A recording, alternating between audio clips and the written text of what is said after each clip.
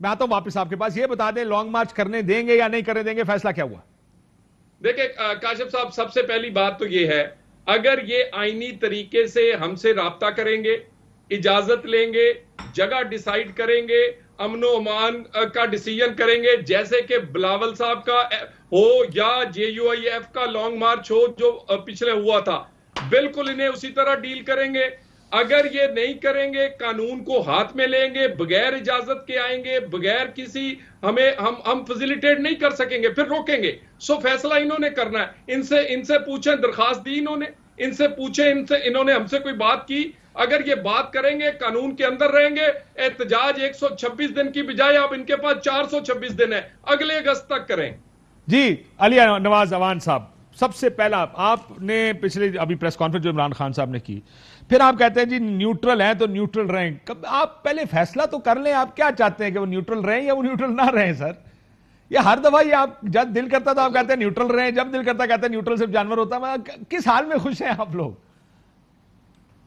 काशिफ भाई, मुझे आज बहुत ज़बरदस्त एक इंटरेस्टिंग चीज़ का आज पता चला कि पाकिस्तान के कॉन्स्टिट्यूशन के अंदर जो सारी पावर्स हैं वो सदर पाकिस्तान के पास हैं, और सदर पाकिस्तान एक्सरसाइज करते हैं सारी पावर्स। और वो ये कह रहे हैं कि पाकिस्तान इसलिए नहीं चल सकता कि गवर्नर पंजाब नहीं लग रहा। माशाल्लाह, क्या बात है, माशाल्लाह। 2 दफ़ा मेरे साथ तलाल भाई रहे हैं पार्लियामेंट का मेंबर, और उन्होंने आज जो ये मंतक दी मेरे ऊपर से चली गई। ये जब हम बात करें कि IMF, तो आपको याद होगा जब आपने बिल्कुल ठीक बात की कि IMF की टर्म्स होती हैं और कुछ ना कुछ उनके ऊपर आपको उनको ऊपर पूरा होना होता है। तो आपको याद है जब हम स्टेट बैंक का बिल पास करा रहे थे और जो बाकी उनकी टर्म्स पूरी कर रहे थे, तो मुझे बात बताएं ना, तो उस पर नून लीग क्या कह रही थी? नून लीग ये कह रही थी कि ये IMF की गुलामी के अंदर चले गए, और जिस दिन हमारी गवर्नमेंट आई हम इस लॉ को रिवोक करेंगे और हम IMF से हाथ जोड़ के माफी मांग के कहेंगे हमें आपकी जरूरत नहीं है। अब मुझे नहीं समझ आ रहा कि एक तरफ इनका क्या वर्जन है और दूसरी तरफ इनका क्या वर्जन है। सर लेकिन ये पाकिस्तान, अनफॉर्चुनेटली, मैं अली साहब एक सेकंड अगर इजाजत दें, हमारी पॉलिटिक्स, हमारी एक से मैं आता हूं इसके ऊपर, क्योंकि आपने कहा हमारी पॉलिटिक्स में जवाब तो दे दो, मैं उसी का जवाब दीजिएगा। मैं मुझे एक दो चीजें कहने दें। हमारा मसला यह है जी कि हमारी पॉलिटिक्स होती मईशत के ऊपर, बाकी चीजें तो मतलब कोई करप्शन भी आ जाएगी साला, लेकिन मईशत पे हम पॉलिटिक्स करते हैं। यानी पेट्रोल महंगा करने कोई भी गवर्नमेंट जाएगी, अगर ये जब आप ऑपोजिशन में थे, ये हुकूमत में थे 2013 से 18 के दरमियान, same kind of statements, petrol pump गिरा दिया, महंगाई कर दी, डॉलर ऊपर चला गया, इतना कर्जा बढ़ गया। दूसरी गवर्नमेंट आती है फिर वही काम करते हैं। यानी ये जब जा रहे थे हुकूमत से, तभी उन्होंने कहा IMF के पास तो जाना पड़ेगा। सबको पता था अब भी IMF के पास जाना पड़ेगा। सिर्फ मसला यह है कि मैं पिछले दिनों भी चला चुका हूं, मैं दोबारा चला दूंगा। हमारे यहां पर प्रॉब्लम यह है कि हर वजीर आजम आके कहा था जी मईशत तबाह बर्बाद होगी, और वो पिछली हुकूमत करके गई है, हम ठीक करने आ रहे हैं। ये पिछले, मैं खबकसम 2008 से आपको दिखा देता हूं, थोड़ी देर में दिखा देता हूं। अब ये बताएं कि आप इजाजत क्यों नहीं ली है अली अवान साहब?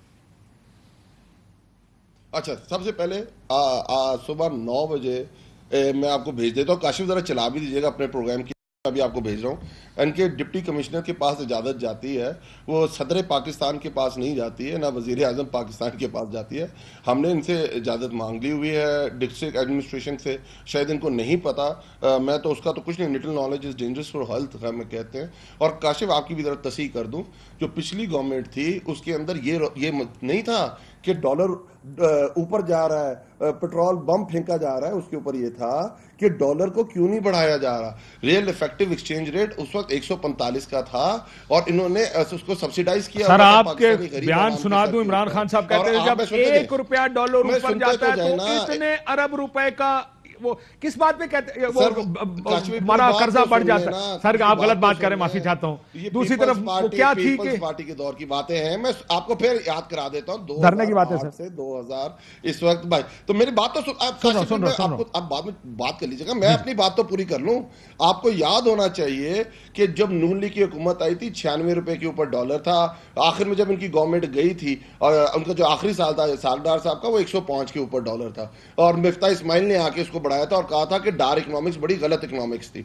आगे चलते हैं, इसके ऊपर हमने इजाजत ले ली हुई है, डिस्ट्रिक्ट एडमिनिस्ट्रेशन को दे दिया हुआ है। और मुझे बताइए किस मुंह से ये कह रहे हैं? आप फजलुर रहमान के बयान चलाएं, जिस दिन वो पहली दफा हमारे पहले साल के अंदर लॉन्ग मार्च करने आ रहे थे, वो क्या क्या रहे थे। और उन्होंने तो ये भी थ्रेट दी थी कि मैं GHQ चला जाऊंगा अगर इनको वो नहीं वो इनको ठीक लगता था तो हम तो हमेशा से पुरअमन मार्च करने वाले लोग हैं, हम तो हमेशा कहते हैं पुरअमन रहेंगे, ये हमारा डेमोक्रेटिक राइट है। मरियम इधर आई हैं, मौलाना फजल रहमान दोबारा आए हैं, शहबाज शरीफ कंटेनर पे खड़े होके आए हैं, बिलावल भुट्टो सिंध से लेके इधर तक आ गए हैं।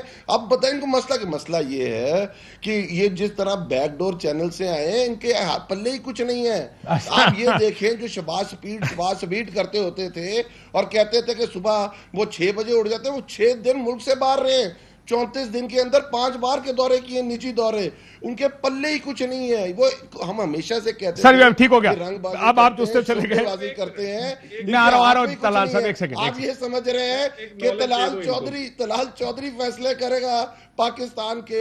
शहबाज शरीफ देखता है नवाज शरीफ को, मिफ्ता देखता है इसहाक डार को, तारिक फातमी देखता है बिलावल भुट्टो को।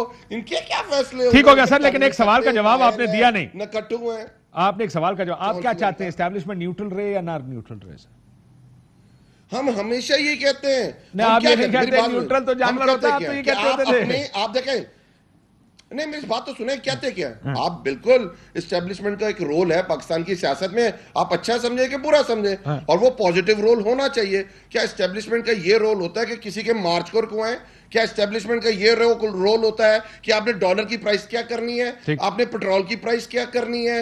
आप हमारे आके खड़े हो जाए, प्लीज प्लीज। हमारी 2 बंदों के ऊपर हुकूमत खड़ी है, काफली के बंदे अगर उन्होंने लेटर दे दिया तो हमारी हुकूमत खत्म हो जाएगी। डिप्टी इकबाल की डेथ हो गई हुई है, प्लीज आप हमें इंश्योरेंस दे दें, अब प्लीज हमें बता दें कि ये लोग 2 लोग रिजाइन नहीं करेंगे, इनके वोट काउंट होंगे, उनका जो इलेक्शन है वो लेट है। तो मुझे बात बताएं कि मजाक उड़ रहा है पूरे पाकिस्तान में। आप जो कहते थे कि हम आएंगे और ये कर देंगे, वोट को इज्जत देंगे, हम पाकिस्तान को चेंज कर देंगे, दूध और शहद की नहरें बहा देंगे, IMF को किक मार के बाहर निकाल देंगे, स्टेट बैंक का रूल खत्म कर देंगे, वो किथे हो? ओ याद करो किथे हो? ठीक हो गया, मुझे एक बात बताएं आखिरी, ब्रेक से पहले बात करें। ठीक हो गया, और ये हमारे पांव पड़े हुए हैं, पांव ब्रेक ले लो काशिफ भाई, पांव पड़े हुए। अच्छा, ये शाह महमूद कुरैशी साहब को किसका फोन आया था प्रेस कॉन्फ्रेंस के दौरान? मुझे नहीं पता इस चीज का, मुझे नहीं पता। मेरे का तलाल चौधरी में अच्छी बात की थी तलाल चौधरी ने पहले। तलाल चौधरी कहता है इसका जवाब अली अवान देंगे, और जिनको इन्होंने बीच में डाला हुआ है उन्हीं का फोन आया होगा। किनको डाला बीच में? पूछे तलाल चौधरी से। सर किन्हों पाया ना बिच चौधरी साहब? काशिफ साहब, मैं इनको यही बताना चाह रहा हूं, एक तो मसला ये वा इन्हां दा कि अमेरिका तो आजादी लैनी है ते इत्थे वालियां को भी डरी जाते हैं।